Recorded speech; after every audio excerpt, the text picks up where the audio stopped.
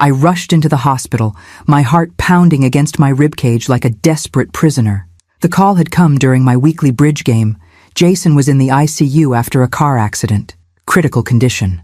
Might not make it through the night. Words no mother should ever hear about her child, no matter if that child is 38 years old. The hospital corridors seemed endless as I hurried toward the intensive care unit, my sensible shoes squeaking against the polished floors. Despite my 63 years and arthritic knee, I moved with the desperate energy that only maternal fear can generate. "Jason Caldwell," I gasped at the nurse's station. "I'm Margaret Caldwell, his mother." The young nurse looked up, recognition crossing her face. "Mrs. Caldwell, yes. Let me page Nurse Jenkins. She's overseeing your son's care." I leaned against the counter, trying to steady my breathing. After losing Henry 12 years ago to a sudden heart attack, Jason was all I had left. My brilliant, kind-hearted boy who still called me every Sunday without fail, who never forgot my birthday or Mother's Day, who had somehow managed to become the man his father and I had always hoped he would be. "Mrs. Caldwell?" I turned to see a woman in her early 40s approaching, her scrubs neat, despite the long shift evident in her tired eyes. Her badge identified her as Heather Jenkins, head ICU nurse. "Yes, I'm Margaret Caldwell. Please, I need to see my son." She nodded, but instead of leading me down the hall, she took my elbow and guided me to a small alcove away from the desk. Her expression was professional, but tinged with something else: concern, suspicion. "Mrs. Caldwell, your son is stabilized for now. The next 24 hours will be critical." Her voice was low, measured. "He has multiple internal injuries, a severe concussion, and we're monitoring for brain swelling." "The accident? They said his brakes failed?" My voice cracked. Nurse Jenkins glanced around quickly, then leaned closer. "That's what was reported. Yes." Something in her tone made me pay closer attention. After 40 years as a psychology professor, I developed a finely tuned sense for when people were communicating more than their words conveyed. "What aren't you telling me?" I asked quietly. She hesitated, then met my eyes directly. "Your daughter-in-law has been here since we contacted her, along with a man she introduced as your son's colleague and friend." "That would be Scott, probably," I said. "He's Jason's best friend, works with him at Westbrook. They've known each other since college." Nurse Jenkins nodded slowly. "Mrs. Caldwell, I've been an ICU nurse for 20 years. You develop instincts in this job about people, about relationships." She paused, seeming to weigh her next words carefully. "Something isn't right about their behavior. They're not acting like a worried wife and friend should. There's something off in their interactions when they think no one is watching." A cold feeling began to spread through my chest. "What do you mean?" "I can't put my finger on it exactly, but..." She checked her watch. "They're in your son's room now. His condition is stable enough for limited visitation." Her grip on my arm tightened slightly. "Before you go in, I want you to do something for me, Mrs. Caldwell." "What?" "Room 214 is at the end of that corridor. The door is partially open." She spoke barely above a whisper now. "Please hide yourself just outside the door and listen for a moment before you enter. If I'm wrong, no harm done. But if I'm right..." She trailed off, her expression grave. Under normal circumstances, I might have dismissed such an unusual request, but something in her eyes, professional concern mixed with human compassion, made me nod in agreement. "Trust me," she said, releasing my arm. "I'll be at the nurse's station. Take your time." I made my way down the corridor, my thoughts racing. What could possibly be suspicious about Vanessa and Scott's behavior? Vanessa had been part of our family for 5 years now. Though I'd always sensed a certain ambition behind her polished exterior, Jason adored her, and that had been enough for me. As I approached room 214, I could hear low voices from within. Following Nurse Jenkins' instructions, I positioned myself against the wall just outside the partially open door, feeling slightly ridiculous, but too concerned to ignore her warning. "Need to find that drive." Scott's voice, tense and urgent. "If anyone sees what's on it, we're both finished." "I already checked his home office," Vanessa replied, her tone chillingly businesslike for a woman whose husband lay critically injured. "It's not there. He must have hidden it somewhere else or taken it to work." "Damn it, Vanessa. That drive has everything. The fake vendor accounts, the transfer records, all of it. Plus our emails. If anyone finds it, no one will find it." She cut in sharply. "We'll get access to his office tomorrow. I'm his wife. They'll let me collect his personal items. And if he wakes up, Scott's voice dropped even lower, forcing me to strain to hear. The doctors said there's still a chance. A pause. Then Vanessa's voice, cold and clear. Then we'll have to make sure he doesn't get the opportunity to talk, won't we? The break line method almost worked. We just need to be more thorough next time. My heart nearly stopped. Break line, method, next time. The words echoed in my head as the horrible truth crystallized. This was supposed to be clean, Scott hissed. An accident, case closed. Now we're talking about protecting ourselves, Vanessa interrupted. About the 2 million we've already moved, and the millions more we can take once I have control of Jason's accounts. About spending the rest of our lives together instead of sneaking around. Isn't that what you want? Of course it is, but then stop whining and focus. Once the company pays out his life insurance and I sell the house, we'll have more than enough to disappear. Brazil, maybe. Or Thailand. I pressed a hand against the wall to steady myself, nauseated by what I was hearing. My son's wife and best friend weren't just having an affair. They had tried to kill him, had nearly succeeded, and were planning to finish the job if he regained consciousness. The floor seemed to tilt beneath me as I fought to contain a scream of rage and horror. My Jason, my only child, betrayed in the most fundamental way possible by the two people he should have been able to trust most. In that moment, something hardened inside me, a core of cold determination forming around the white-hot pain. They would not succeed, not while I still breathed. I had lost my husband. I would not lose my son. I stepped back from the door silently, decades of motherhood having taught me how to move without making a sound. My mind was racing, calculating options with a clarity that surprised me despite my shock. If I confronted them now, I'd have no proof beyond my word against theirs. They would deny everything, paint me as a hysterical, paranoid old woman. No, I needed evidence. A soft touch on my shoulder nearly made me jump. Nurse Jenkins had appeared beside me, her expression confirming she'd anticipated exactly what I would overhear. "Follow me," she whispered, guiding me around the corner to a small consultation room. Once inside, she closed the door and turned to face me. "You heard them? They tried to kill my son," I said, the words tasting like ash in my mouth. "They sabotaged his car, and they're planning to finish the job if he regains consciousness." Heather nodded grimly. I suspected something when they arrived. Their body language, the way they whispered to each other when they thought no one was watching. Then I overheard fragments of conversation, enough to be concerned. She hesitated. "Mrs. Caldwell, have you contacted the police?" "With what evidence?" I asked, my professor's mind already analyzing the problem from multiple angles. It would be my word against theirs. Vanessa is young, attractive, seemingly devoted. She's been playing the grieving wife perfectly for the hospital staff, hasn't she? "Until you look closely," Heather agreed. "I've seen genuine grief hundreds of times in this unit. Hers is performed. And Scott? The supportive friend, standing by her side. But his eyes follow her when she moves. They stand slightly too close when they think no one's watching." She shook her head. "Small things, but they add up." "They mentioned a drive," I said, thinking aloud. "Something with evidence of fraud at their company. Jason must have discovered what they were doing." "And confronted them?" "No," I said, knowing my son. "Jason would gather all the facts first. He's methodical, always has been. Even as a child, he would line up his evidence before coming to me with a request." A thought struck me. When did they say the accident happened? "Around 8:30 last night. Single vehicle accident on Route 9. His car went off the road on a curve, hit a tree." My mind flashed to the last text I'd received from Jason yesterday evening. "Mom, check your email. Sent you some photos from the company picnic. Love you." Jason never sent me photos via email. He normally shared them through our family photo cloud. It had seemed odd at the time, but I'd been busy with my book club and hadn't checked my email yet. "I need to check something," I said, pulling out my phone with trembling hands. I opened my email and found Jason's message from 8:03 p.m. last night. There was indeed an attachment, but the subject line now seemed ominous. "For safekeeping." "He knew," I whispered, staring at the unopened email. "He knew he was in danger." Heather looked over my shoulder. "Is that the evidence?" "Possibly." I didn't open it, suddenly aware that my email could be accessed from other devices at home. "I need to be careful. They're looking for this drive, but they might also check his online accounts." "Mrs. Caldwell," Heather said gently, "I need to ask, what are you planning to do?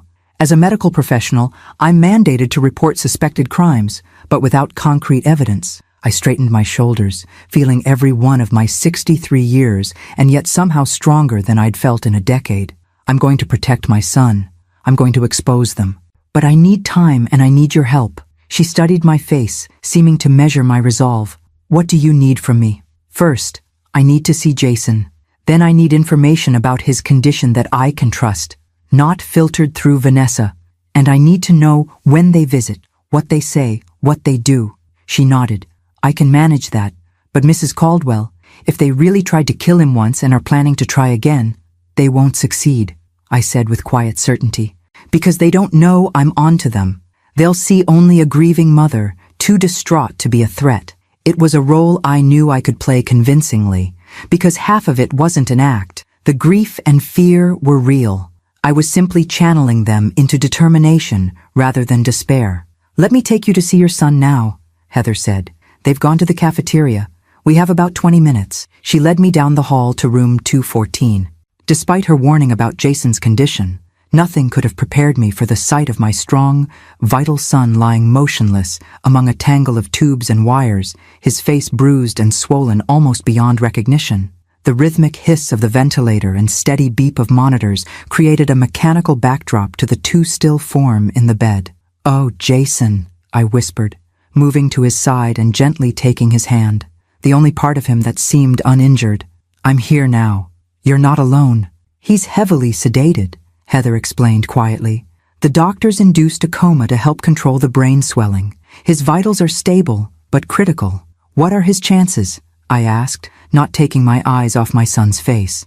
"Dr. Hawkins is the attending physician. He'll discuss the details with you, but—" She hesitated, then continued with professional candor. "The next 48 hours are crucial. If the swelling subsides without complications, his prognosis improves significantly." I nodded, absorbing this. So they have a narrow window. If they're going to finish the job, as Vanessa put it, it would be soon. "We have security protocols," Heather assured me. "And now that I'm aware of potential, intentional harm, I can implement additional monitoring without raising suspicions." "Thank you," I said, still holding Jason's hand. "Is Dr. Hawkins available? I'd like to speak with him as soon as possible. He'll be making rounds within the hour. I'll make sure he speaks with you privately." I nodded, then leaned closer to Jason. "I'm going to fix this," I promised him softly. "Just keep fighting. Don't leave me, sweetheart. Not like this. Not because of them." As I straightened, I caught sight of a small travel bag in the corner, Jason's personal effects that had been brought in with him. A plan began to form in my mind. "Heather," I said quietly, "when Vanessa and Scott return, I need to play a role. They can't suspect I know anything. I'll be the distraught mother, focused only on my son's recovery, completely trusting of his loving wife. And behind that," I met her gaze steadily, "behind that, I'll be gathering every piece of evidence I can find to protect my son and bring them to justice." The monitoring equipment continued its reassuring rhythm as I settled into the chair beside Jason's bed, already preparing myself for the performance of my lifetime. Vanessa and Scott believed they were dealing with a helpless, grief-stricken old woman.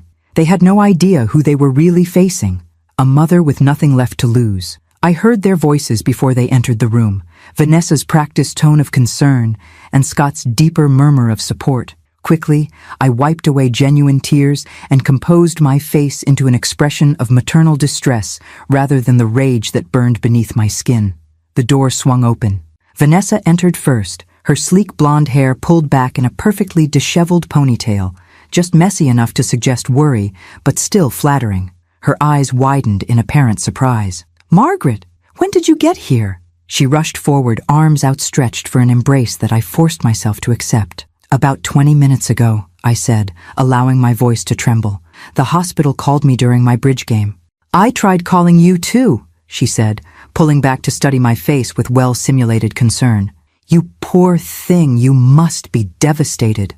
Over her shoulder, Scott hovered in the doorway, his handsome face arranged in an appropriate mask of somber worry. I'd known him for nearly 15 years, had welcomed him into our home countless times, had treated him like family. Now, looking at him with my new awareness, I wondered how I had missed the calculation behind his friendly demeanor.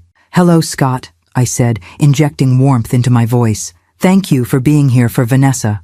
Of course, he replied, stepping forward to place a comforting hand on my shoulder, the same hand that had sabotaged my son's brakes. I fought the urge to recoil. Jason's my best friend. I still can't believe this happened. The police said it looks like brake failure, Vanessa explained, moving to stand on the opposite side of Jason's bed, carefully taking his hand in a gesture that would appear loving to any observer. Such a freak accident. His poor car, I murmured, watching their faces carefully. He loved that Audi. The important thing is that he pulls through, Scott said quickly. Too quickly. I nodded, turning my attention back to Jason. The nurse, Jenkins, I think, said they've induced a coma? To control brain swelling? Dr. Hawkins says it's standard procedure, Vanessa replied, her voice steady. Not the trembling voice of a wife terrified of losing her husband, but the controlled tone of someone reciting information. They'll begin bringing him out of it once the swelling subsides. If it subsides, she added, with just the right catch in her voice. He's strong, I said, genuinely stroking Jason's arm. He's always been a fighter. Margaret, Vanessa said, her tone shifting to something gentler, more intimate. You must be exhausted. Why don't you let Scott drive you home? You can rest, shower, maybe pack a bag if you want to stay closer to the hospital. I'll remain here with Jason. Alarm bells rang in my mind. They wanted me gone. Away from Jason, away from the hospital where I might overhear something else, away from any potential evidence. That's very thoughtful, dear, I said, reaching into my purse for a tissue. But I couldn't possibly leave him now, not until I've spoken with the doctor. I saw a flicker of annoyance cross her perfect features before she smoothed it away. Of course, we'll all wait then. For the next 40 minutes, we maintained an excruciating charade of family solidarity around Jason's bed. I asked appropriate questions about the accident, listening carefully as they recounted their carefully constructed version. Jason working late, driving home tired, the tragic brake failure on a curve he'd driven hundreds of times before. I nodded sympathetically when Vanessa described finding his home office in disarray. He must have been working on something important, she said, eyes darting briefly to Scott. Throughout it all, I played my role. The somewhat frail mother, occasionally confused by medical terminology, completely trusting of her daughter-in-law, grateful for the support of her son's best friend.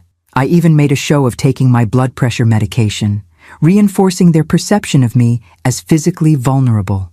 When Dr. William Hawkins finally entered, I felt a surge of relief at seeing a familiar face. Bill had been a colleague at the university before he left academia for medical practice, and we had maintained a friendly acquaintance over the years. Margaret, he said, genuine concern in his voice as he clasped my hand. I'm so sorry about Jason. Bill, I responded, allowing real emotion to color my voice. Please, tell me everything.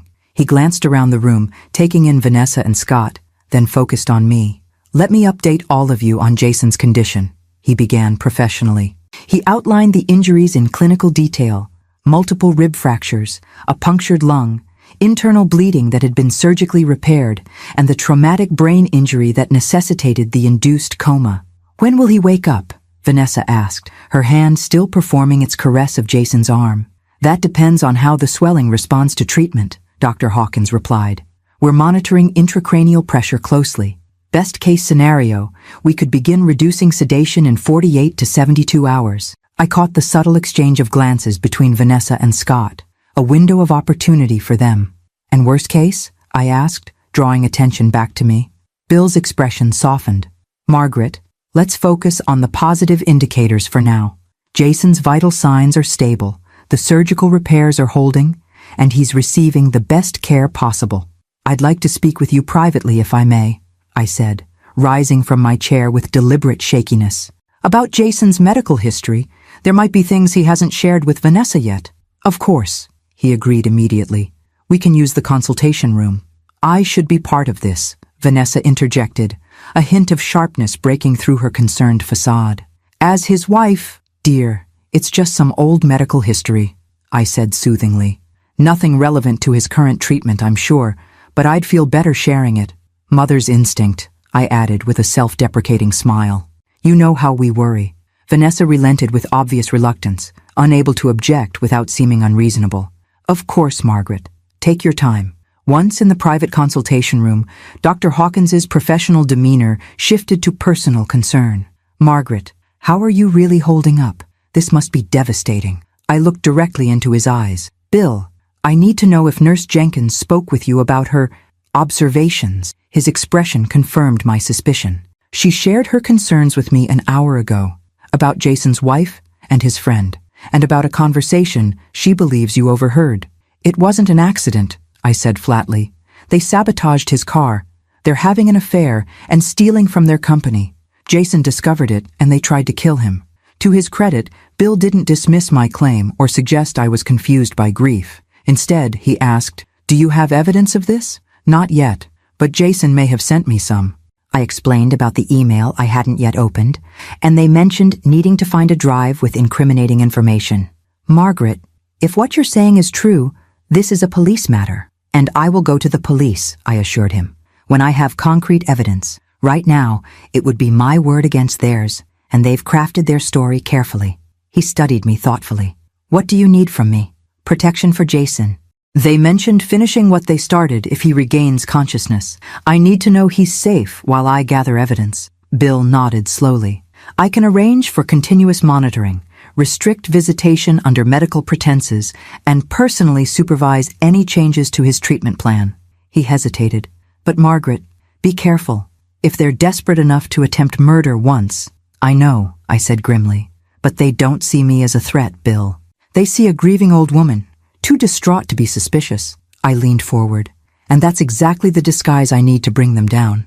As we returned to Jason's room, I straightened my shoulders and slipped back into character, the worried mother, focused solely on her son's recovery, utterly oblivious to the vipers at her side. The most important performance of my life had just begun. The next morning found me dozing uncomfortably in the reclining chair beside Jason's bed, having insisted on staying overnight despite Vanessa's repeated offers to let poor Margaret get some proper rest. I had pretended to sleep through much of the night, but in reality, I'd been observing, listening, planning. Vanessa had finally left around 11 p.m., with Scott offering to drive her home, both making a show of reluctance for my benefit. "Call me immediately if anything changes," she'd instructed the night nurse, with just the right note of worried authority. Once alone with my son, I'd spent hours whispering reassurances to him, hoping that somewhere in his sedated state, he could hear me. "I'm going to fix this, Jason. Just keep fighting." Now, as morning light filtered through the blinds, I checked my watch. 6:15 a.m. Shift change would happen soon, and Heather would be back on duty.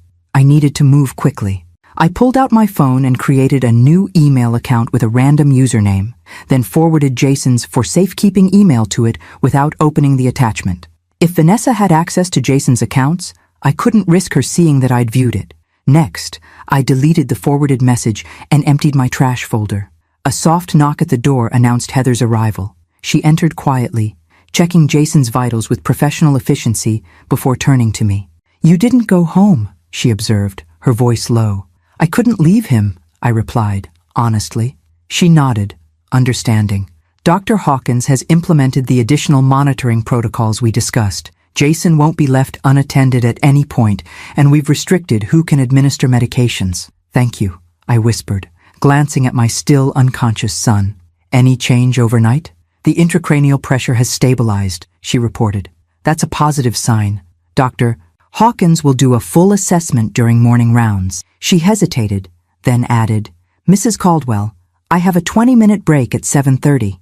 If you wanted to get some coffee in the cafeteria, I could keep you company."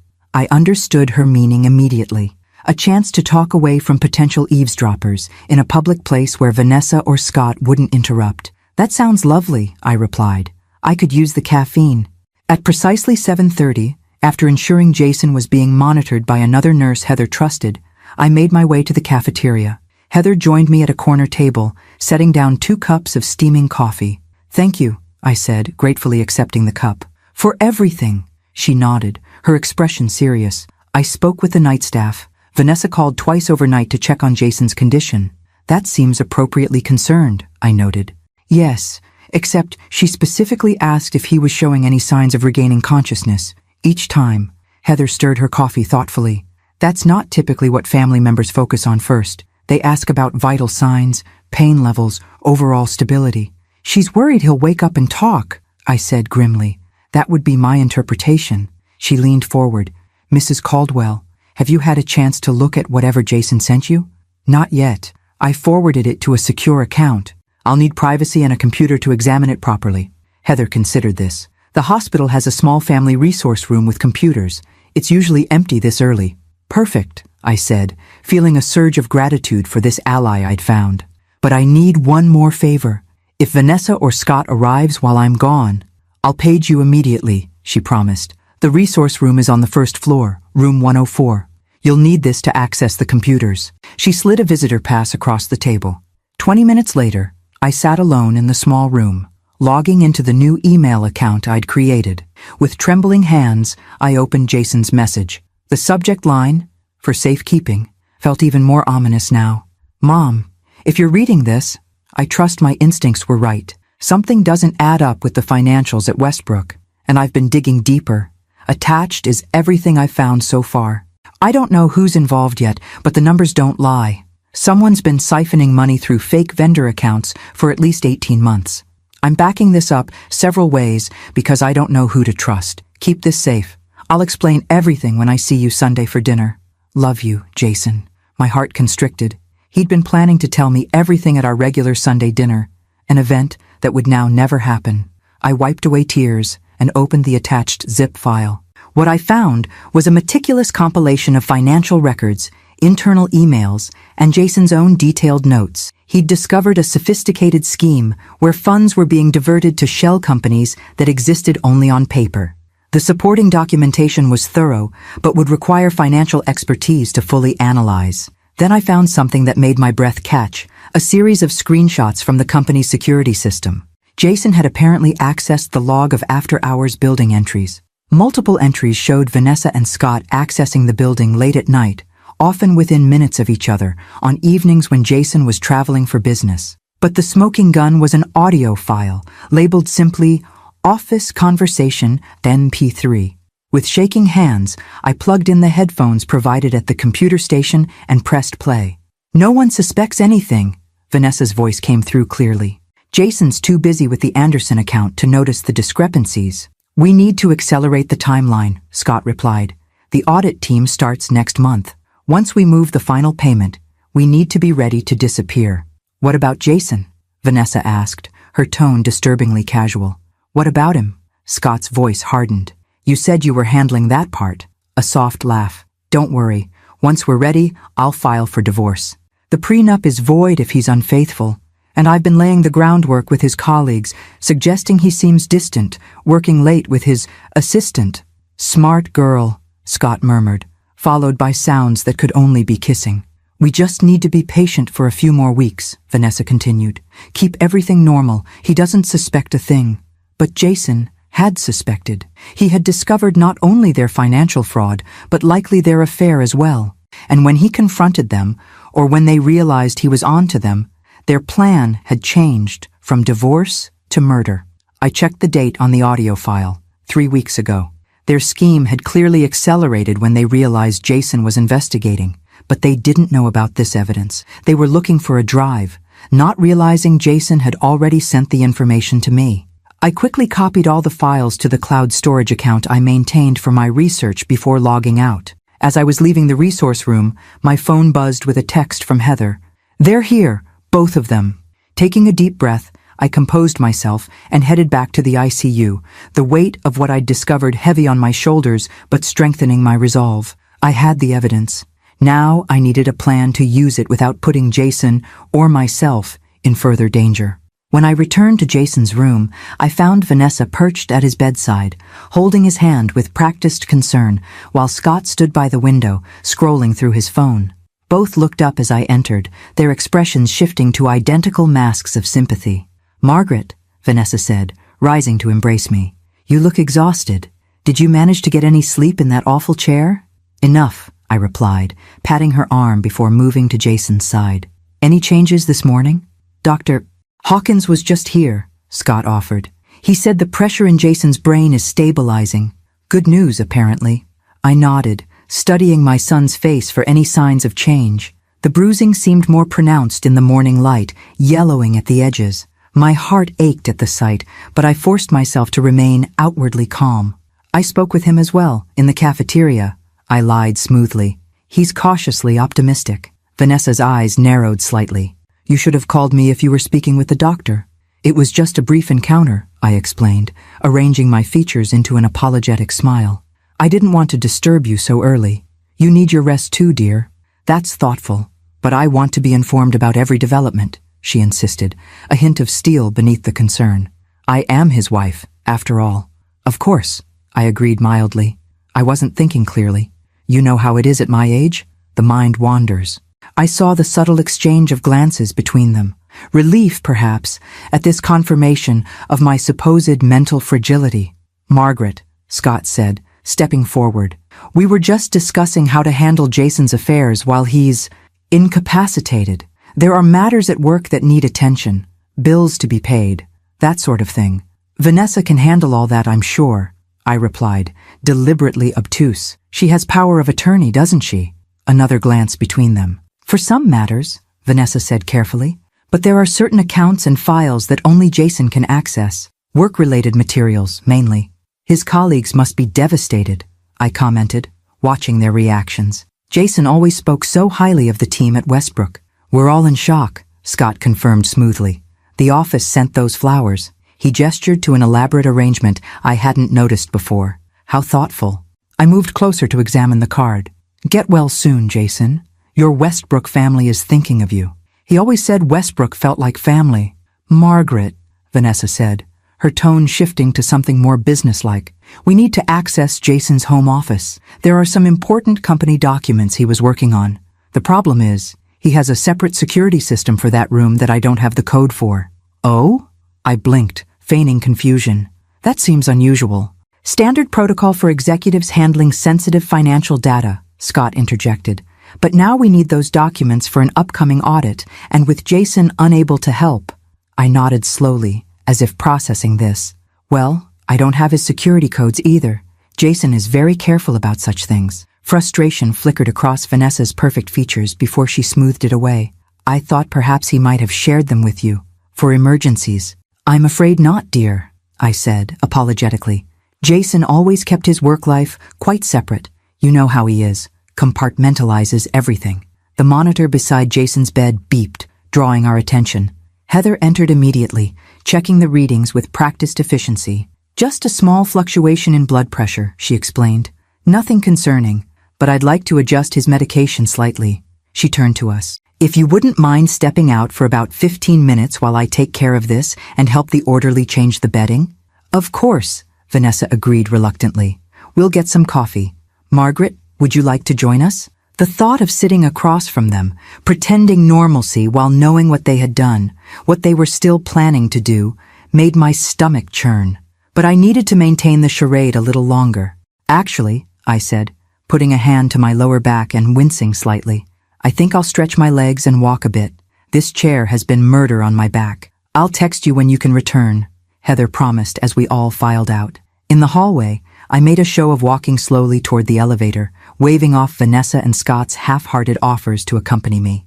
Once they had disappeared toward the cafeteria, I changed direction and headed straight to Dr. Hawkins' office. To my relief, Bill was there, reviewing charts at his desk. He looked up in surprise as I knocked on his open door.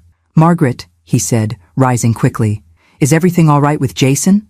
No change, I assured him, stepping inside and closing the door. But I found something, Bill. Evidence of what they've been doing, and why they tried to kill my son. His expression turned grave as he gestured for me to sit. Tell me.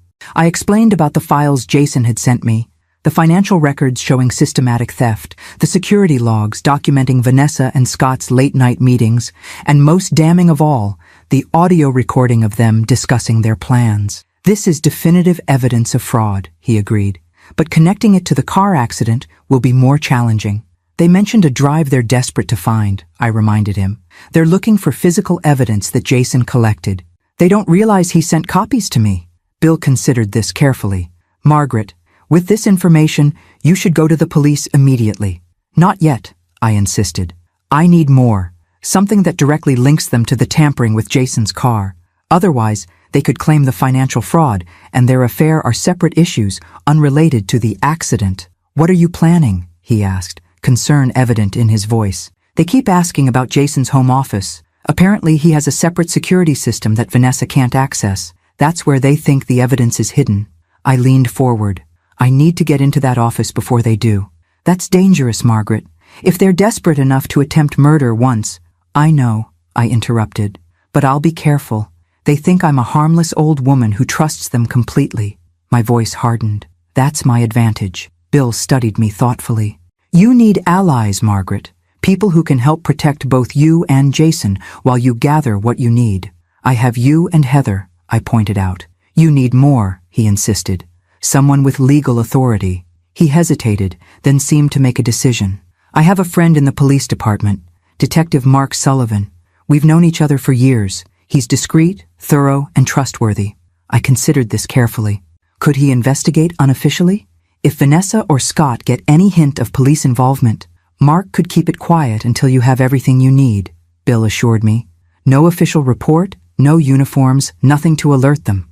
The prospect of additional support was tempting. As determined as I was, I recognized the danger of facing two killers alone. All right, I agreed finally. But I need to meet him first, explain everything myself. I'll set it up for today, Bill promised. In the meantime, keep playing along with them. Give no indication that you suspect anything. I nodded, rising from my chair. I should get back before they wonder where I've gone. Bill stopped me with a gentle hand on my arm. Margaret, be careful. What you're doing is brave, but these people have already shown they're willing to commit murder.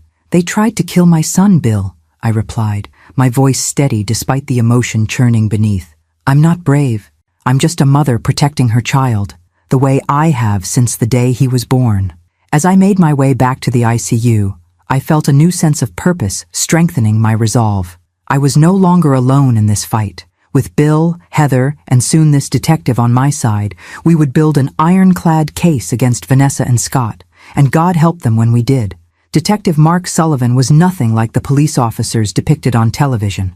There was no rumpled trench coat or world-weary cynicism.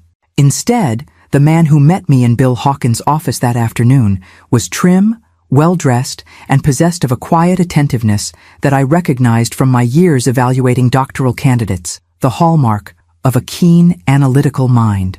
Mrs. Caldwell, he said, his handshake firm but not overpowering. Dr. Hawkins has given me a preliminary overview of your concerns. I'm very sorry about your son's situation. Thank you, Detective, I replied, taking the seat he offered. I appreciate your willingness to hear me out, especially under these unusual circumstances. Bill and I go back 20 years, he said simply.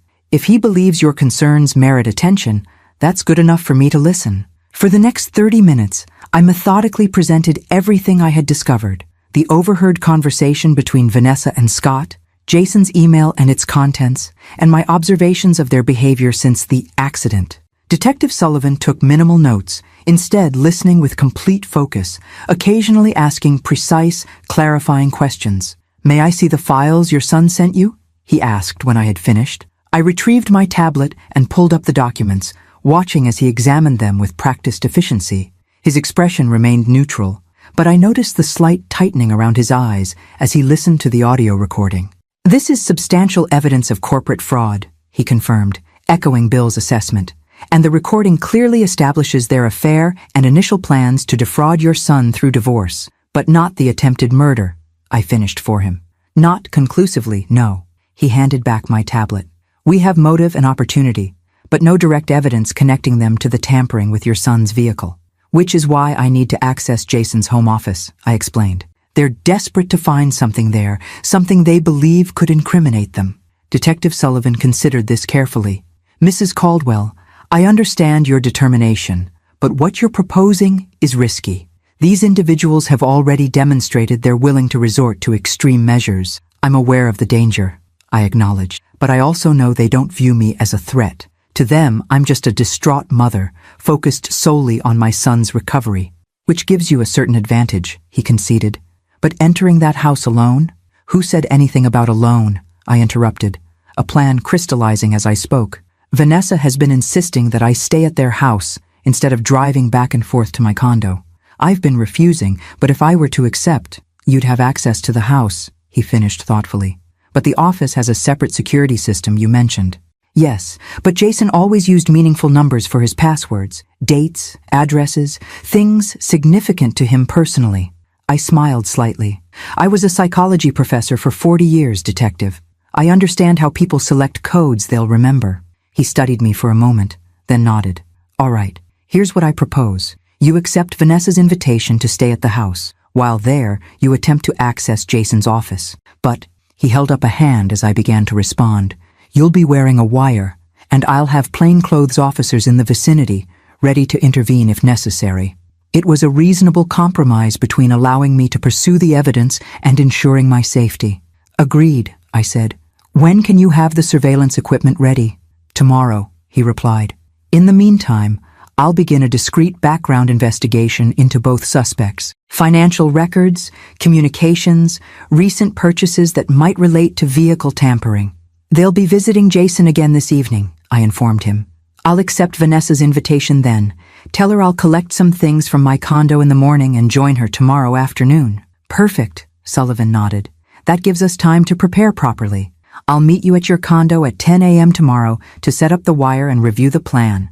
As our impromptu meeting concluded, Bill Hawkins returned, having given us privacy for our discussion. What's the verdict? He asked, looking between us. We have a plan, Detective Sullivan replied. Not without risk, but with appropriate precautions. Margaret will be staying at her son's house, Bill surmised, his expression concerned. Just temporarily, I assured him. Long enough to access Jason's office and find whatever they're so desperate to keep hidden. Bill didn't look entirely convinced, but nodded reluctantly. What about Jason's security in the meantime? If they realize you're investigating... I've already spoken with hospital security, Sullivan said. We've arranged for an officer to be stationed on the ICU floor, ostensibly due to an unrelated patient matter. He'll keep an eye on your son's room without drawing attention. The thoroughness of his preparations reassured me. Detective Sullivan clearly took the threat to Jason seriously, despite the unofficial nature of his involvement thus far. Thank you both, I said sincerely, for believing me, for helping.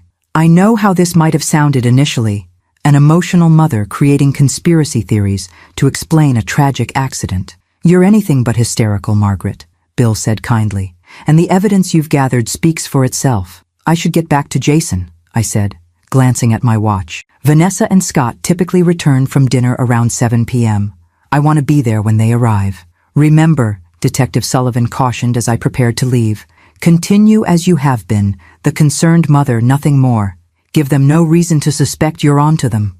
I've been playing that role my entire life, Detective, I replied with a grim smile. The harmless older woman that no one views as a threat. It's the most powerful disguise in the world. As I made my way back to the ICU, I mentally rehearsed how I would accept Vanessa's invitation. The hesitation I would show, the reluctant acquiescence, the grateful acceptance of her kindness. Every word, every expression would need to be perfectly calibrated to maintain my cover while advancing our plan. Outside Jason's room, I paused, gathering my strength. The weight of what I was undertaking pressed upon me. Not just the physical danger, but the emotional toll of continuing to interact with the people who had tried to kill my son, who might still succeed if we didn't stop them. I won't let them hurt you again, I whispered, looking through the window at Jason's still form. Whatever it takes. Then I straightened my shoulders, adjusted my expression to one of maternal concern, tinged with exhaustion, and entered the room to continue my vigil and my deception. Vanessa's reaction when I finally accepted her invitation to stay at their house was a masterpiece of false sincerity. Relief flickered briefly in her eyes, no doubt at the prospect of having me where she could monitor my activities, before being replaced by practiced compassion. I'm so glad, Margaret, she said, squeezing my hand. You shouldn't be alone at a time like this, and the guest room is so comfortable. Plus, you'll be closer to the hospital. That's very thoughtful, dear, I replied, injecting just the right amount of gratitude into my voice. I'll go to my condo in the morning to pack a few things. Scott can drive you, she offered immediately. No need to trouble him, I countered quickly, alarmed at the prospect of being alone with Scott. My neighbor Elaine has already offered to help me. She'll drop me at your place tomorrow afternoon. Vanessa nodded, though I caught the slight narrowing of her eyes at this adjustment to her plan. Well, I'll make sure everything is ready for you. The following morning, Detective Sullivan arrived at my condo precisely at 10 a.m., carrying what appeared to be an ordinary briefcase. I had spent a sleepless night going over everything I knew about Jason's security habits, trying to anticipate what codes he might have used for his home office. "Good morning, Mrs. Caldwell," Sullivan greeted me professionally, though his eyes conveyed genuine concern. "Are you still certain about this approach?" "Absolutely," I replied, leading him to my living room. "Have you found anything in your preliminary investigation?" "Several items of interest," he confirmed, opening his briefcase on my coffee table. "Scott Palmer made a purchase at an auto parts store 3 days before your son's accident. We're working on obtaining the security footage to confirm what he bought. And Vanessa? She's been making unusual cash withdrawals for the past 2 months. Small amounts, but they add up to nearly $50,000. He pulled out what looked like an ordinary pendant on a chain. "This is your recording device. The pendant contains a high-quality microphone that will transmit to a receiver in our surveillance vehicle." I examined the silver oval with its simple floral design. Tasteful, age-appropriate, and completely inconspicuous. "It's perfect. The range is approximately 300 feet, so we'll need to stay relatively close to the house." He demonstrated how to activate it with a subtle pressure on one side of the pendant. "Once inside, your priority is Jason's office. If you can access it without raising suspicions, document whatever you find. Photos, files, anything that might connect them to the tampering of your son's vehicle." I nodded, mentally reviewing the layout of Jason and Vanessa's expansive colonial-style home. "The office is on the first floor, at the back of the house. Vanessa will likely try to keep me in the guest bedroom upstairs or in common areas." "Don't take unnecessary risks," Sullivan cautioned. "If you can't access the office without arousing suspicion, we'll find another approach." "Understood." I clasped the pendant around my neck, feeling its weight as both a protection and a responsibility. "What about Jason? Any change in his condition?" "I spoke with Dr. Hawkins this morning. The intracranial pressure continues to stabilize. They're considering beginning to reduce his sedation tomorrow if the improvement continues." This news, while medically positive, added urgency to our mission. Once Jason began regaining consciousness, Vanessa and Scott's timeline would accelerate. They couldn't risk him waking up and revealing what he knew. Detective Sullivan must have read my thoughts. "We've increased security around your son's room. No one can access him without going through multiple checkpoints, and we've restricted medication administration to senior staff only." "Thank you," I said, genuinely relieved, "for taking this seriously, for helping protect him." "Mrs. Caldwell," he replied solemnly, "attempted murder is always serious, regardless of how circumstantial the initial evidence may be." By 2 p.m., I was being driven to Jason and Vanessa's house by a female detective posing as my neighbor Elaine. Detective Sullivan and his team had established surveillance positions in the neighborhood, with a nondescript utility van parked within range of my transmitter. "Remember," the female detective, Lauren Mitchell, reminded me as we approached the house, "we're monitoring continuously. If at any point you feel threatened, use the code phrase, 'I should call my bridge partner,' and we'll intervene immediately." "I'll be careful," I promised, as we pulled into the circular driveway of the colonial home that Jason had been so proud to purchase 3 years ago. It was a beautiful property, 5 bedrooms, professionally landscaped grounds, a showcase of success that now felt tainted by Vanessa's betrayal. Vanessa opened the door before we could ring the bell, her perfect smile in place. "Margaret, you're right on time. And this must be Elaine?" Detective Mitchell played her part flawlessly, exuding the chatty concern of a helpful neighbor as she carried my suitcase inside. After a brief exchange of pleasantries, she departed with a promise to check in tomorrow, leaving me alone with Vanessa in the marble-floored foyer. "Let me show you to the guest room," Vanessa said, leading me up the sweeping staircase. "I've put you in the blue room. It has the most comfortable bed and a lovely view of the garden." The blue guest room was indeed beautiful, decorated in serene tones with expensive linens and tasteful artwork.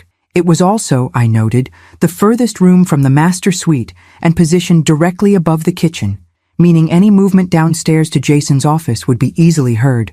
"It's lovely," I said sincerely, setting my handbag on the bed. "You have such a beautiful home, Vanessa." "Thank you," she replied, smoothing an invisible wrinkle from the duvet. "Jason worked so hard to afford it." We both did. She glanced at her watch. "I've prepared some lunch downstairs if you're hungry. After that, I thought we might visit Jason together." "Wonderful," I agreed, noting how she was already establishing a schedule that would keep me by her side. "Though I confess I'm a bit tired from all the emotional strain. I might need to rest this afternoon."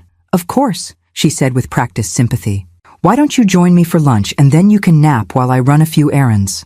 I'll wake you when it's time to go to the hospital. It was the opportunity I'd been hoping for. Time alone in the house. That sounds perfect, dear. Over a lunch of artfully prepared salads that neither of us had much appetite for, I maintained light conversation, carefully steering topics away from Jason's accident or his work. Instead, I asked about the house, the neighborhood, Vanessa's family, subjects that allowed her to focus on herself rather than question my intentions. I should be gone about 2 hours, she informed me after lunch, collecting her purse and car keys. Make yourself at home, but please rest. You look exhausted, Margaret. I feel it, I admitted truthfully, allowing my genuine fatigue to show. A nap sounds heavenly. As her car disappeared down the driveway, I touched the pendant at my throat. She's gone, I said quietly, knowing Detective Sullivan and his team would be listening. I'm going to try accessing Jason's office now. I moved swiftly through the house to the rear hallway where Jason's home office was located. The door was locked, as expected, with a keypad security system beside it. I studied the keypad thoughtfully, considering what code Jason might have chosen. Our old address? His birth date? My birth date? None seemed secure enough for sensitive financial documents. Then I remembered. Jason had always used a particular date for important passwords. February 17th, 1984. The day his father had taken him to his first baseball game, months before the heart attack that claimed Henry's life. It had been a perfect day, one that Jason had treasured as his most precious memory of his father. With steady fingers, I punched in EO2171984. The light turned green, and the lock disengaged with a soft click. I'm in, I whispered to the pendant microphone as the office door swung open. The code was the date of Jason's first baseball game with his father. I stepped into the meticulously organized space that reflected my son's methodical nature. Dark wood shelving lined one wall, filled with financial texts and industry references. His desk, a substantial cherry piece that had been his father's, faced the window overlooking the garden. Everything was precisely arranged, from the dual computer monitors to the color-coded files in the credenza behind the desk. They're looking for evidence of fraud in their affair, I murmured, scanning the room. But what Jason found must be more specific, something that directly implicates them in the theft. I moved to the computer first, not surprised to find it password protected. Trying the same code as the door yielded no results. This would be a different password, likely more complex. After 2 more unsuccessful attempts with significant dates, I abandoned that approach, not wanting to trigger any security alerts. Instead, I turned my attention to the physical files. The credenza drawers were unlocked, containing neatly labeled folders, taxes, investments, household expenses. Nothing immediately suspicious, though I noted Vanessa's personal financial information was conspicuously absent. Where would you hide something important, Jason? I asked softly, thinking like my son. Not in obvious filing cabinets, not on his main computer. Somewhere secure but accessible, disguised but logical.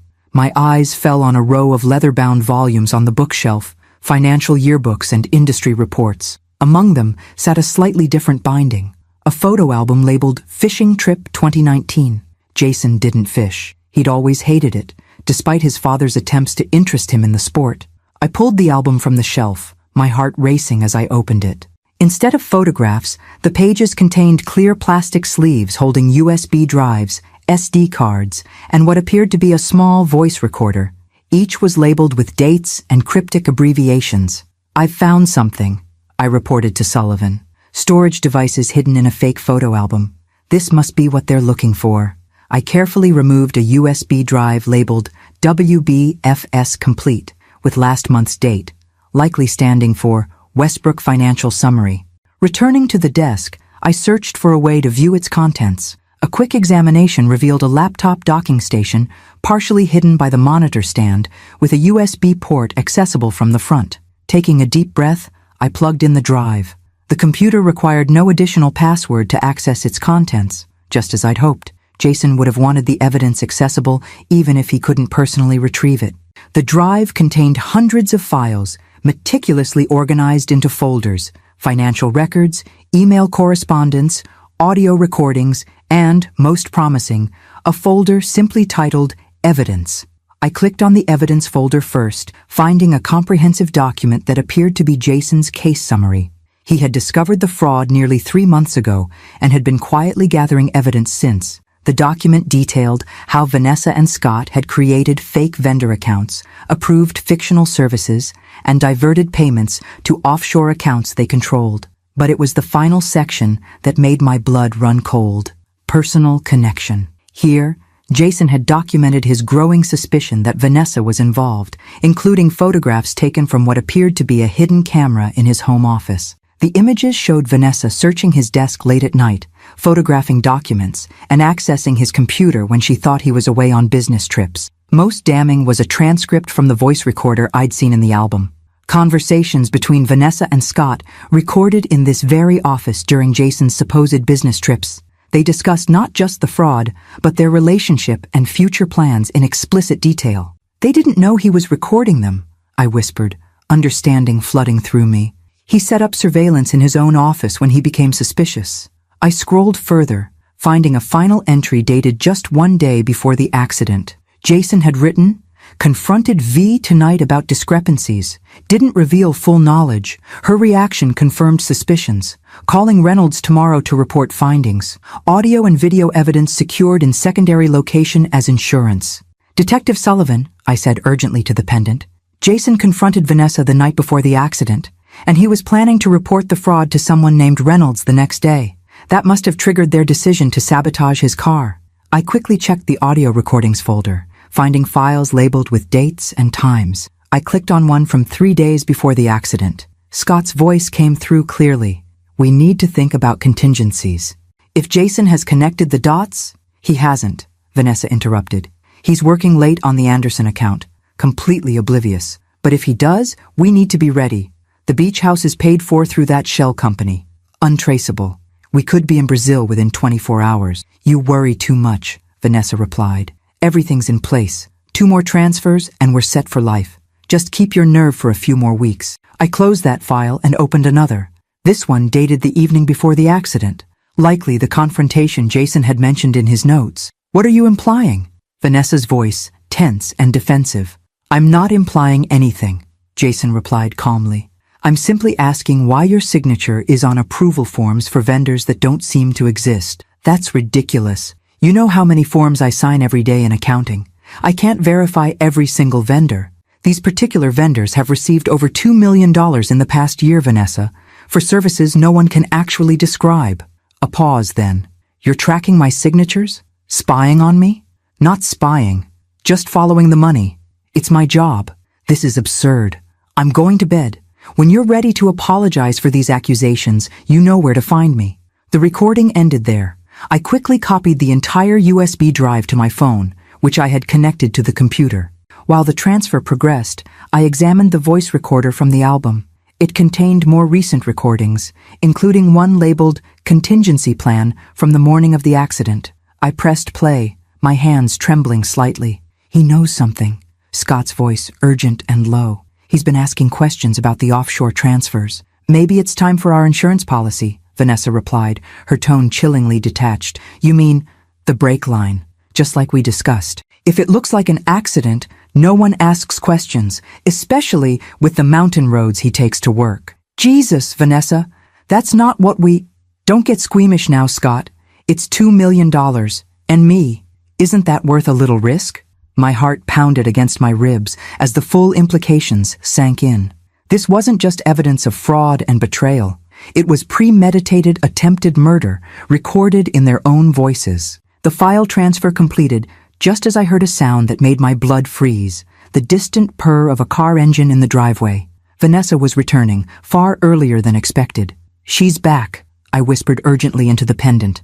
"I need more time. There's conclusive evidence here." I quickly disconnected my phone, but left the USB drive in place, wanting to check one more crucial folder before leaving.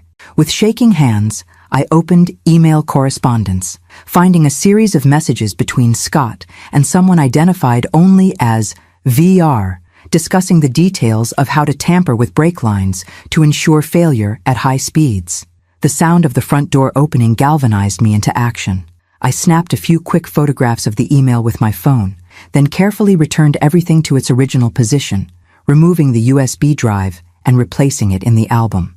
I returned the album to the exact spot on the shelf where I'd found it. "Margaret?" Vanessa's voice called from the foyer. "Are you awake?" I slipped out of the office, quietly closing the door behind me and ensuring the lock re-engaged. Heart pounding, I moved quickly down the hall and into the powder room, flushing the toilet and running the sink to establish my alibi. "In here," I called back, my voice remarkably steady despite the damning evidence now secured on my phone. "Just freshening up. I thought you'd be gone longer." "The errands didn't take as long as expected," she replied as I emerged from the bathroom. "Did you manage to get some rest?" "I was just about to lie down," I said, forcing a smile. "But now that you're back, perhaps we could visit Jason instead. I'm anxious to see if there's any change." "Of course," she agreed, though I noticed her gaze flick briefly down the hallway toward Jason's office door. "Let me just grab my purse." As I followed her back to the foyer, I touched the pendant discreetly. "Mission accomplished," I whispered. "I have everything we need." The drive to the hospital with Vanessa was an exercise in psychological control. Sitting beside the woman who had calmly discussed murdering my son, who still planned to finish the job if necessary, required every ounce of my acting ability. I maintained a gentle stream of innocuous conversation about the weather, the garden, my bridge club, all while the evidence of her crimes burned a hole in my pocket. "Dr. Hawkins called while you were resting," Vanessa mentioned as we approached the hospital. "They're planning to begin reducing Jason's sedation tomorrow morning if his indicators remain stable overnight." "That's wonderful news," I said, infusing my voice with genuine relief while carefully observing her reaction. "Yes," she agreed, her knuckles whitening slightly on the steering wheel, though the doctor cautioned that recovery from traumatic brain injuries can be unpredictable. Memory loss is common, confusion, disorientation. She was already laying groundwork, I realized, preparing explanations for why Jason might not remember what happened, or why his recollections might be dismissed as unreliable. "I'm sure he'll receive the best care," I replied mildly, "and we'll be there to help him through the recovery process." As we entered the hospital, I spotted Detective Sullivan near the visitor's desk, dressed in civilian clothes and pretending to review a clipboard. Our eyes met briefly. He gave an imperceptible nod, confirming he had received the evidence I'd transmitted from the house. The ICU was quieter than usual, with fewer staff visible in the corridors. As we approached Jason's room, I noticed an unfamiliar security guard stationed nearby, undoubtedly one of Sullivan's people positioned as protection. Mrs. Caldwell," Heather greeted us professionally as we entered Jason's room. "Dr. Hawkins asked me to inform you he'll be stopping by in about 20 minutes to discuss tomorrow's plan." "Thank you, Nurse Jenkins," Vanessa replied with practiced politeness. I moved immediately to Jason's bedside, studying his face for any signs of change. The bruising had faded somewhat, shifting to yellows and greens around the edges, and his color seemed slightly better. Most promising of all, he appeared to be breathing more naturally, with less reliance on the ventilator. "He looks better," I observed, squeezing his hand gently. "Yes, he's responding well to treatment," Heather confirmed. "The latest brain scans show significant reduction in swelling." Vanessa's phone chimed with a text message. She checked it, her expression momentarily tightening before she composed herself. "Scott will be joining us shortly," she announced. "He was meeting with the insurance adjusters about Jason's car." "How thoughtful," I remarked, wondering what the text really said.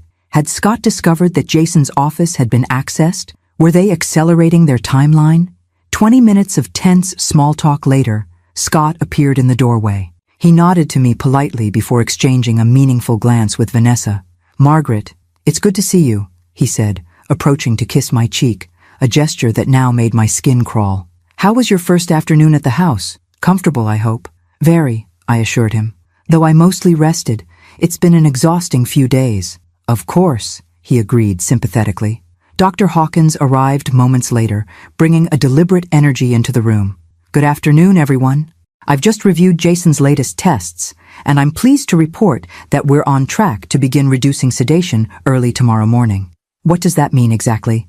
Vanessa asked, her voice carefully modulated to display appropriate concern. "We'll gradually decrease the medications keeping him in the medically induced coma," Bill explained. "The process is slow.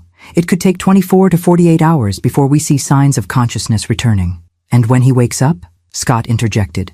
What should we expect? Patients emerging from induced comas typically experience confusion, disorientation, and often temporary memory gaps, Bill replied, watching them closely. Some never fully recover memories from just before the trauma. It's a protective mechanism of the brain.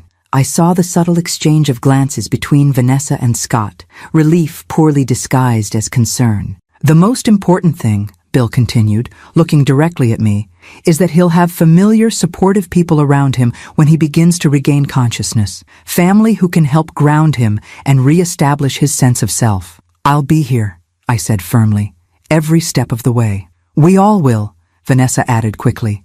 Whatever he needs. A soft knock at the door interrupted us. Detective Sullivan stepped into the room, now wearing his badge visibly on his belt. Excuse me, Doctor. Hawkins, he said professionally. May I have a word? Bill nodded, stepping outside briefly with Sullivan. When they returned, the atmosphere in the room had shifted subtly. Mrs. Caldwell, Sullivan addressed me formally, maintaining our pretense of being strangers. I'm Detective Sullivan with Boston PD. I need to ask you a few questions about your son's accident, if you don't mind. Of course, I agreed, feigning mild confusion. Actually, he continued, turning to face Vanessa and Scott, I'll need to speak with all of you, separately if possible. Is something wrong, Detective? Vanessa asked, her composure impressive despite the sudden tension in her shoulders. Just following up on some inconsistencies in the accident report, Sullivan replied casually. Standard procedure. Mrs. Caldwell, would you mind coming with me first? We can use the consultation room down the hall. I rose, playing my part in our choreographed scenario. Certainly, Detective. Will this take long? Not at all. Just a few routine questions. As we left the room, I noticed Heather moving to adjust Jason's IV, positioning herself between him and Vanessa, I realized. Another layer of protection, while Sullivan set our plan in motion. In the consultation room, Sullivan dropped the pretense immediately.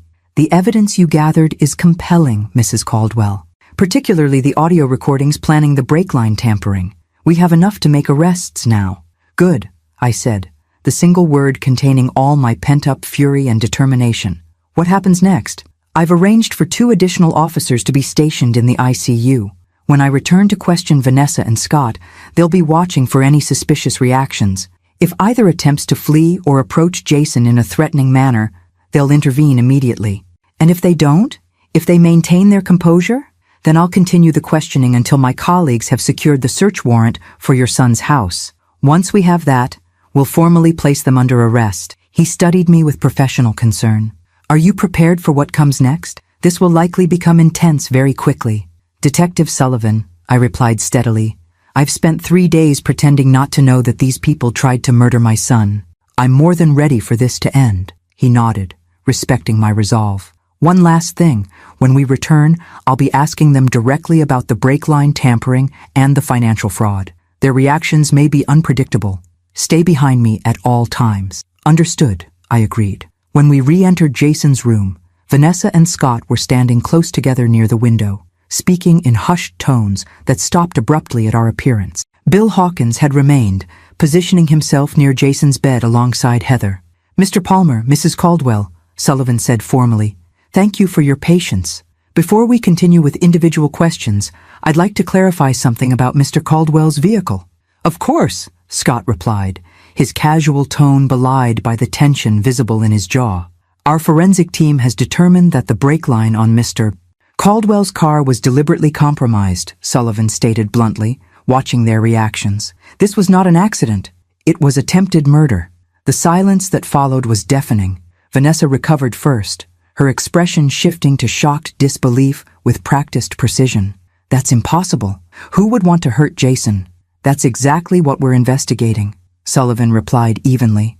Along with the $2 million that's been embezzled from Westbrook Pharmaceuticals through fake vendor accounts over the past 18 months. The color drained from Scott's face. I don't know what you're talking about. I think you do, Mr. Palmer, Sullivan countered, removing his phone from his pocket. In fact, I have an audio recording I'd like you both to listen to. Without waiting for a response, he played the damning recording I'd discovered in Jason's office, Vanessa and Scott discussing tampering with the brake lines, their voices filling the suddenly silent room. Vanessa's perfectly composed facade cracked, genuine panic flashing in her eyes. That's That's been manipulated. Edited.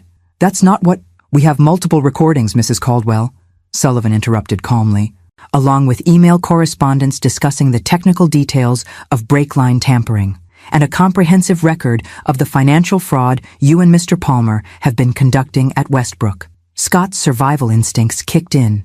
He lunged toward the door, only to find it blocked by one of Sullivan's officers who had entered silently during the confrontation. Vanessa remained frozen, her calculating mind visibly racing for an escape route that didn't exist. Scott Palmer, Vanessa Caldwell, Sullivan announced formally. You're both under arrest for attempted murder, conspiracy, and grand larceny. You have the right to remain silent. As Sullivan continued reciting their Miranda rights, I moved to Jason's bedside, positioning myself protectively between him and the people who had tried to kill him.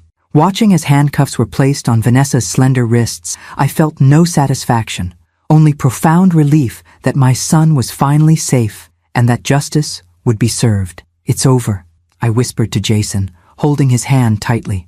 They can't hurt you anymore. Now, you just need to wake up. 5 days passed before Jason opened his eyes. 5 days of hopeful waiting as Dr. Hawkins gradually reduced the sedation medications. 5 days of sitting by his bedside, reading aloud from his favorite books, playing the classical music he'd loved since childhood, and gently recounting happy memories from his youth. 5 days of watching for any flicker of consciousness, any sign that my son was returning to me. The arrest of Vanessa and Scott had made headlines in the local papers. Pharmaceutical executives charged in fraud scheme and attempted murder. Westbrook's stock had temporarily plummeted before stabilizing as the company rushed to assure investors that the fraud had been isolated to specific individuals, now removed. Jason's colleagues had expressed shock and support in equal measure, many sending cards and flowers that now filled his hospital room. Detective Sullivan visited daily, updating me on the case's progress. The evidence I'd discovered, combined with material from the subsequent police search of the house and Scott's apartment, had created an airtight case. They're not getting bail, he informed me on the 5th morning, stopping by before heading to court. The prosecutor convinced the judge they were flight risks, given the documented plans to flee to Brazil and the beach house purchased through shell companies. Have they said anything? I asked, looking up from the book I'd been reading to Jason. Tried to explain. Scott's talking, Sullivan confirmed, trying to cut a deal by placing most of the blame on Vanessa. Claims she masterminded the fraud and the murder attempt. He shook his head disgustedly. She's smarter, hasn't said a word except to her lawyer, but it doesn't matter. The recordings speak for themselves. And the evidence is secure? I pressed, my academic mind still concerned about procedural details. They can't claim it was obtained illegally? Everything's clean, he assured me. We had the search warrant before seizing the recordings from the house, and Jason's own documentation establishes provenance. He created those recordings legally in his own home and office. The case is solid, Mrs. Caldwell. After Sullivan left, I returned to my vigil, continuing where I'd left off in The Old Man and the Sea, the Hemingway novel Jason had studied for his high school English class, writing an essay that had made me proudly display it on our refrigerator for months. But man is not made for defeat. I read softly, holding Jason's hand. A man can be destroyed, but not defeated. His fingers twitched in mine. I froze, watching his face intently. Had I imagined it? After so many false alarms, so many moments when I thought I'd detected movement only to be disappointed, I was wary of hoping too quickly. Then his eyelids fluttered, and a small groan escaped his lips. Jason, I whispered, pressing the call button for the nurse. Jason, can you hear me? It's Mom. His eyes opened slowly, unfocused and confused. He blinked several times, his gaze gradually settling on my face. Mom? His voice was a barely audible rasp after days of intubation. Yes, sweetheart, I confirmed, tears of relief flooding my eyes. I'm here. You're in the hospital. You've been unconscious for over a week. Heather rushed in, immediately checking his vital signs and pupillary response. Welcome back, Mr. Caldwell, she said professionally, though I caught the genuine warmth in her tone. Try not to talk too much just yet. Your throat will be sore from the breathing tube. Jason's eyes darted around the room, confusion evident. What happened? He managed, each word clearly an effort. You were in a car accident, I explained gently. Your car went off the road. Do you remember anything? His brow furrowed with concentration. Driving Breaks wouldn't work. The effort of speaking exhausted him, his eyes drifting closed again. That's enough for now, Heather advised quietly. This is normal. He'll drift in and out as the last of the sedation wears off. Each period of consciousness should get longer and clearer. Dr. Hawkins arrived minutes later, conducting a thorough examination as Jason dozed. His initial responses are very encouraging, he told me afterward. Pupils equal and reactive, appropriate verbal responses, recognition of family. These are all positive indicators for cognitive recovery. When will he be fully alert? I asked, still holding Jason's hand. It varies patient by patient, Bill explained. But typically, we see significant improvement over the next 24 to 48 hours. I'm optimistic, Margaret. Throughout the day, Jason woke several more times, each period of consciousness slightly longer and more coherent than the last. By evening, he was able to stay awake for nearly 30 minutes, though his speech remained halting and his memories fragmented. Vanessa, he asked during one such period, his eyes searching the room. Where is she? I had dreaded this question, unsure how much to reveal in his fragile state. Bill had cautioned against overwhelming him with too much information too quickly, yet I refused to lie to my son. Jason, I said gently, there's something you need to know about Vanessa and Scott, but it can wait until you're stronger. No, he insisted, his voice gaining strength despite its hoarseness. Tell me, now, please. I met his gaze, seeing determination beneath the confusion. My son had always preferred difficult truths to comforting lies. They've been arrested, I said simply. The police found evidence that they were embezzling money from Westbrook, and that they tampered with your car. The accident wasn't an accident. Jason closed his eyes, pain crossing his features that had nothing to do with his physical injuries. When he opened them again, they were clearer than they had been since waking. I knew, he whispered, about the fraud, found evidence, confronted Vanessa the night before. He trailed off, the memory visibly distressing him. I know, I assured him, squeezing his hand. We found the evidence you gathered, the recordings, the documentation. That's how they were caught. A question formed in his eyes. How did you... It's a long story. I smiled slightly. One I'll tell you when you're stronger. But the short version is that a very observant nurse became suspicious of Vanessa and Scott's behavior. She warned me, helped me overhear a conversation between them that revealed everything. After that, well, let's just say your old mother turned amateur detective. A ghost of a smile touched his lips. You always said psychology was just detective work, by another name. That's right, I agreed, encouraged by this flash of his old self. Understanding human behavior, recognizing patterns, looking beyond what people show on the surface to what they're really thinking and feeling. He nodded slightly, then asked the question I'd been anticipating. Will I recover? Completely?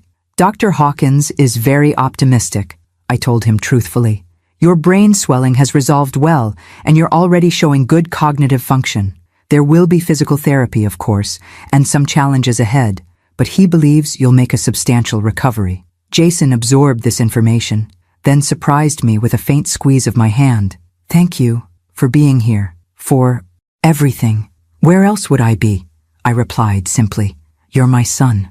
As evening deepened into night, Jason drifted into natural sleep, his breathing steady and unlabored.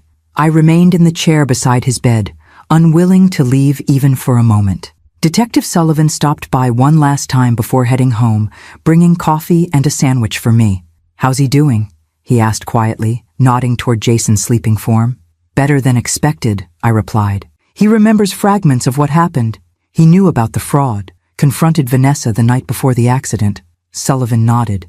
That matches the timeline we've established. Her text messages to Scott spiked immediately after that confrontation, though they were careful to use coded language. Not careful enough, I observed. Few criminals are, in the end, he agreed.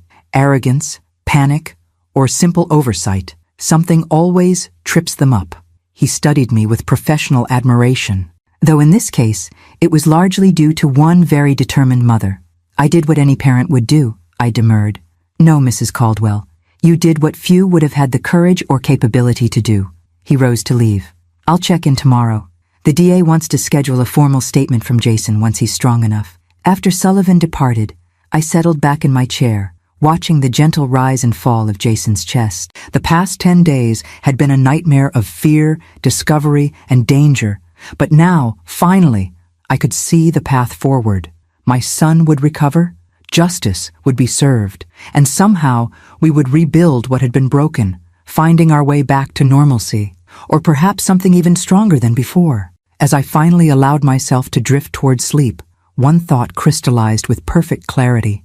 When I had rushed to the hospital that first day, desperate with fear for my son, I could never have imagined the journey that lay ahead. The warning from Nurse Jenkins, "Please hide and trust me," had changed everything, setting in motion events that ultimately saved Jason's life. Sometimes, I reflected drowsily, the most important moments in our lives arrive disguised as simple choices: to listen, to observe, to trust, to act. And sometimes, the most underestimated force in the world is exactly what had driven me through the darkest days of this ordeal: the quiet, implacable determination of a mother protecting her child. Thank you very much for listening. Please leave a comment with a rating from 0 to 10. Subscribe to the channel and share this story with a friend. Share this story